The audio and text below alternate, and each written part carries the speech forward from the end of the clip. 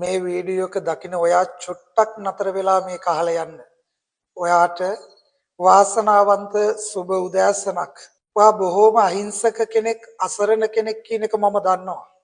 ඔයාගේ හිතේ තියෙන ಗುಣධර්මත් එක්ක ඔයාගේ හිතේ තියෙන සිතුවිලිත් එක්ක ඔයා බලාගෙන හිටියේ ඔයා වටේ ඉන්න මිනිස්සු ටික ඔයාව තේරුම් අරගෙන ඔයාට ආදරේ කරුණාව දීගෙන ඔයාව ආරක්ෂා කරනකම් ඔයාට මේ මිනිස්සුන්ගේ සෙනෙහස ලැබෙනකම් කියන එක අද මම හොඳට දැනගෙන කතා කරන්නේ. අපි හැමදාම බලාපොරොත්තු වෙන්නේ මගේ දරුවෝ පැටවු ටික මම තේරුම් ගන්නකම්, මගේ ස්වාමියා මාව තේරුම් ගන්නකම්, මගේ බිරිඳ මාව තේරුම් ගන්නකම්, මගේ ඥාති ටික මාව තේරුම් ගන්නකම්, මගේ යාළුවෝ ටික මාව තේරුම් ගන්නකම් නේද බලාගෙන ඉන්නේ. එහෙම බලාගෙන ඉඳපු ඔයාට අන්තිමේට තේරුණ එක තමයි මේ මිනිස්සු ඇත්ත මාව තේරුම් ගන්න නැති එක.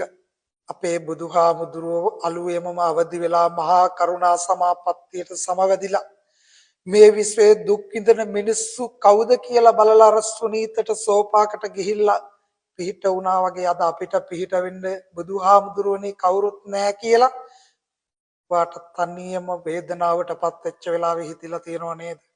කතඤ්ඤෝ කතවේදී පුග්ගලෝ දුර්ලභෝ ලෝකස්මින්. කෙලෙහි ගුණ දන්න මිනිස්සු අද අඩුයි.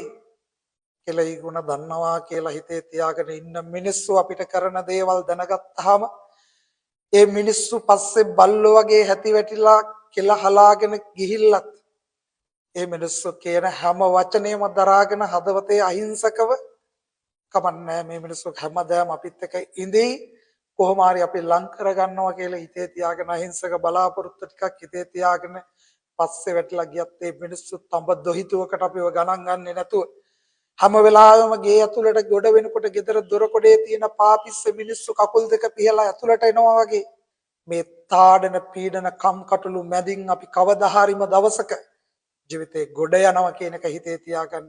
භෞතිකය නෙවෙයි ආධ්‍යාත්මිකව. තේරුණා නේද? ඔයා පොඩ්ඩක් හිතලා බලන්න අපි ළඟ ඉන්න මේ අහිංසක මිනිස්සයා ඉඳලත් අපි මෙච්චර දුක් විඳිනවා නම්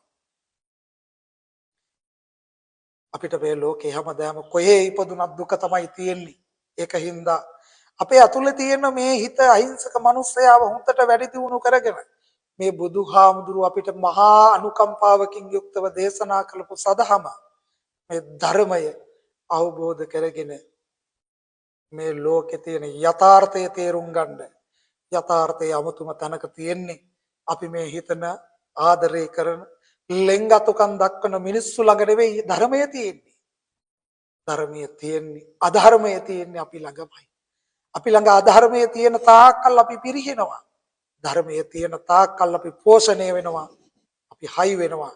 නෙළුම් මලක් පොහොට්ටුවක් කාලේ මඩ ගෝරුවකින් ඒ ගඳ ගහන වතුරෙන් උඩට ආවට ඒක පිපිලා ලෝකෙට සුවඳ දෙනකොට මිනිස්සු මඩ වලට බහලා ඒ මල කඩාගෙන ගිහිල්ලා මේ ලෝකේ ශ්‍රේෂ්ඨම යතිවරයා බුදුරජාණන් වහන්සේට පූජා කරනවා. හැබැයි මිනිස්සු එතනදී හිතන්නේ මේක මඩ ගෝරුවක පිපුණේ. හැබැයි මේක පිපෙනකොට ලස්සනයි. ඔයත් ඉන්න මඩ ගෝරුවක. හැබැයි ඔයාව කිසිම වෙලාවක අවතක්සේරුවට පත් කරගෙන ඔයා වැටෙන්න උත්සාහ කරන්න එපා. ඔයා නැගිටින්න. වට නැගිටින්න. පුළුවන්. ඔයා මඩ ගෝරුවෙන් උඩට අවිල්ලා ලස්සන නෙළුමක් විදිහට පිපිලා සුවඳ හමන්න. එදාට ඔයා වැටෙන්නේ නැහැ.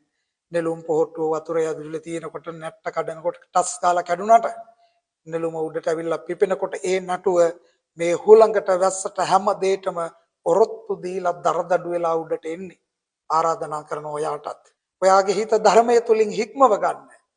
ඔයාව හුළඟකට නෙවෙයි මහා කුණාටුවකටවත් බිම දාන්න බැරි හිතක් නිර්මාණය වෙයි. එහෙනම් ගිහිල්ලා එන්න. මේක වටිනවා කියලා දන්නවනම් අහිංසකව දුක් විඳින මිනිස්සුන් මේකෙන් එක වචනයක් හරි ගන්න කියලා තේරෙනවා නම් මේක ෂෙයා කරන්න. වාට පෙරවන් සරණයි.